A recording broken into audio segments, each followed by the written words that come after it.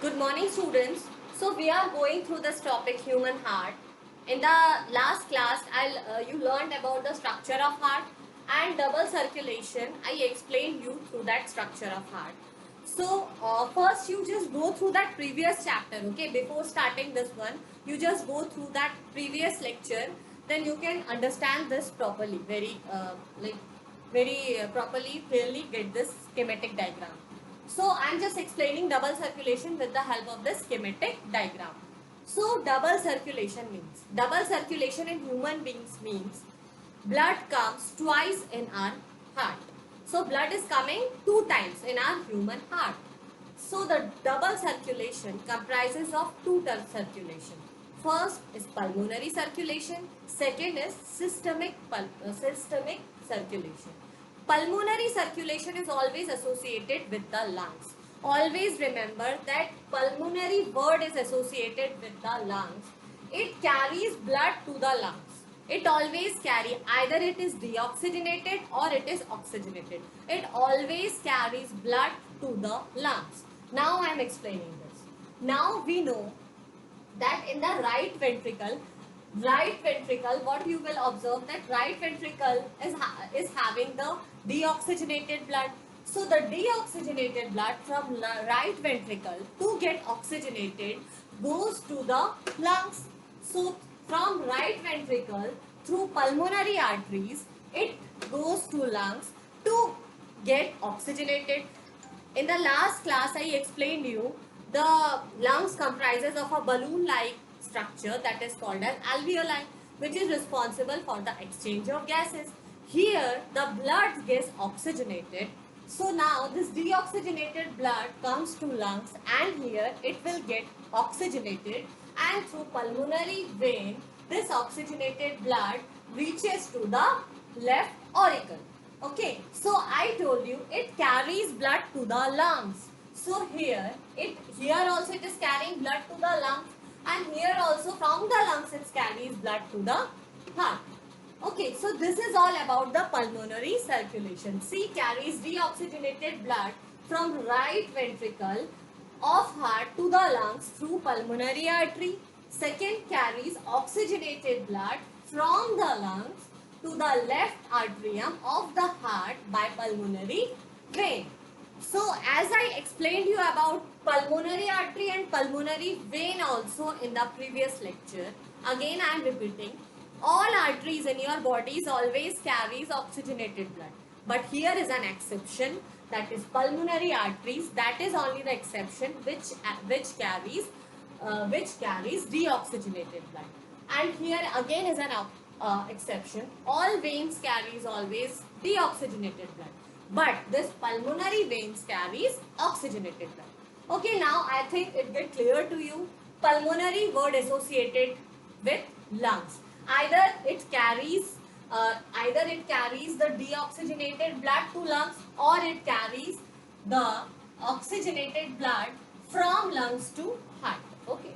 Next is systemic circulation. Systemic itself means the transportation of blood to the system, to our body. See here, carries blood throughout the body. So this circulation helps in the transportation of blood to the different parts of our body. So here see, the carries oxygenated blood from left ventricle of the heart to the rest of the body through aorta. I told you here the oxygenated blood comes through lungs, it get oxygenated, and now oxygenated blood get to the left auricle, and from left auricle it reaches to the left ventricle. So here from left ventricle of the heart, it just goes to the left ventricle of the body, it goes to the here it's aorta. Here through aorta. Aorta is what? Largest artery of your body. Okay, so through aorta it reaches to the different body cell. Different body cell, here the respiration occurs. Here the breakdown, I just explained you about the breakdown of the food when combines with the oxygen combines with the oxygen and provide us energy. So here the body cells will respire. Here we are getting energy. So clear? From the left ventricle, it carries oxygenated blood of the heart to the rest of the body through aorta, that is the largest artery of your body. And now and again now the due to the different metabolic activities in your body, automatically after some time this blood get deoxygenated. Again this blood has to be get oxygenated. So now again this carries deoxygenated blood from the body to the, see here, right atrium, from the superior vena cava with the help of superior vena cava, or you can say inferior vena cava. I explained you about the superior vena cava and inferior vena cava. Inferior vena cava. I explained you vena cava is the largest vein in your body. So superior vena cava and inferior vena cava is responsible from collecting the deoxygenated blood from upper part of your body as well as the lower part of the body. Okay, so now when this vein is collecting the deoxygenated blood from the superior vena cava and from the inferior vena cava, from the upper body or to the lower body, this deoxygenated blood has to get oxygenated. No, so now again this from the blood cell, this carries deoxygenated blood from the body to the right atrium by the superior vena cava or inferior vena cava. So as simple as that, pulmonary circulation is always associated with the lungs, and systemic circulation means this transportation of blood to the different parts of your body, and from the different parts of your body again this blood has to be transported into the heart, so that is systemic. Okay, so this is the systemic. So this is about the double circulation of heart. Now why this double circulation of heart is very important? Because we all, like birds, mammals, we all needs continuous supply of energy. So now due to this double circulation we get constant and continuous supply of energy. Okay, so for such separation allows, this double circulation or this separation allows highly efficient supply of oxygen to the body.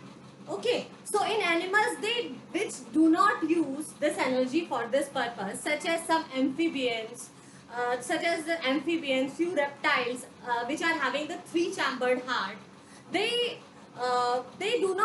can tolerate some mixing of this oxygenated and deoxygenated blood, because they do not need continuous supply of energy throughout their life. So they can tolerate the mixing of blood. Like fishes on other hand, they are having only two-chambered heart. They can also tolerate few mixing of this oxygenated and deoxygenated blood. So in fishes what will happen?